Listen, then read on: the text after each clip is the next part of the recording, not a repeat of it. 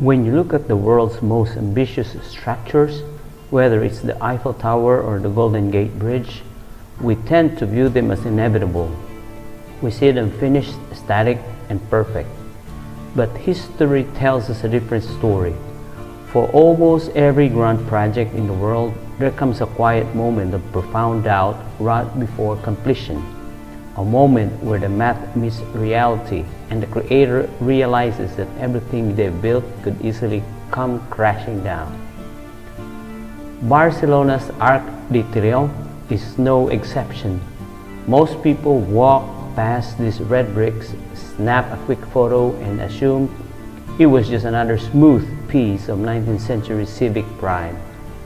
But beneath the facade lies a story of intense psychological pressure, a calculation that nearly broke its architect, and a gamble that took place right where people now casually stroll.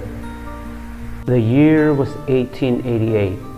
Barcelona was preparing to host the Universal Exposition, a massive world's fair meant to announce the city's entry into the modern industrial era.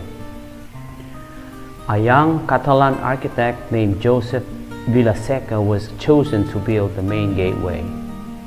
Instead of copying the massive solid stone arches common in Paris or Rome, Vilaseca took a significant architectural risk.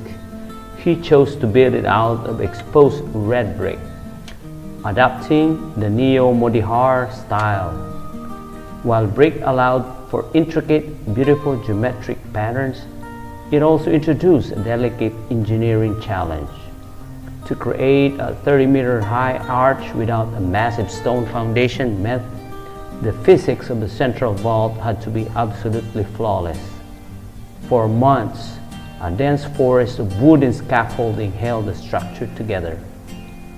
But as the deadline neared, the pressure began to take its toll. Vilaseca became consumed by a single dark thought. What if the friction of the mortar wasn't enough? What if, the moment the wooden support were pulled away, the weight of millions of pounds of brick pushed inward and turned his masterpiece into a pile of lethal rubble? By May of 1888, the arch was finished, and the day arrived to dismantle the scaffolding. Vilaseca was reportedly paralyzed by anxiety, unable to face the possibility of catastrophic engineering failure that would ruin his reputation and potentially kill his workers. That was when a fellow architect named Gaeta Buigas stepped into the narrative. Buigas, who would later design the famous Columbus Monument at the end of Las Ramblas, looked at his friend's panic and then looked at the math. To prove his absolute certainty in Vilaseca's engineering, Buigas did something remarkable. He walked out into the dead center of the monument, stood directly beneath the unsupported brick ceiling, and ordered the workmen to drop the scaffolding.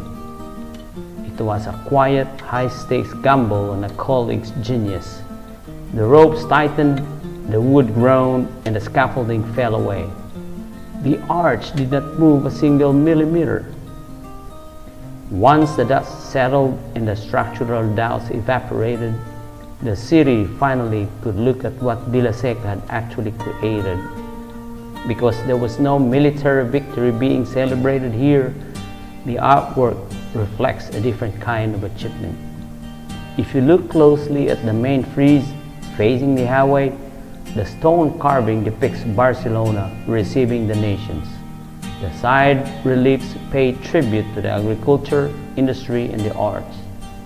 It was a monument designed to look forward, celebrating human capability, commerce, and science, concepts that rely entirely on precision and trust. Today, the Arc de Triomf stands as a peaceful permanent fixture of the Barcelona sky. It's easy to forget the human tension that once existed in exact space. But the next time you walk under an ancient arch or look up at a massive bridge, remember that before it became a landmark, it was just a theory, and someone had to be brave enough to stand underneath it. Thanks for walking with me. I'll see you in the next one.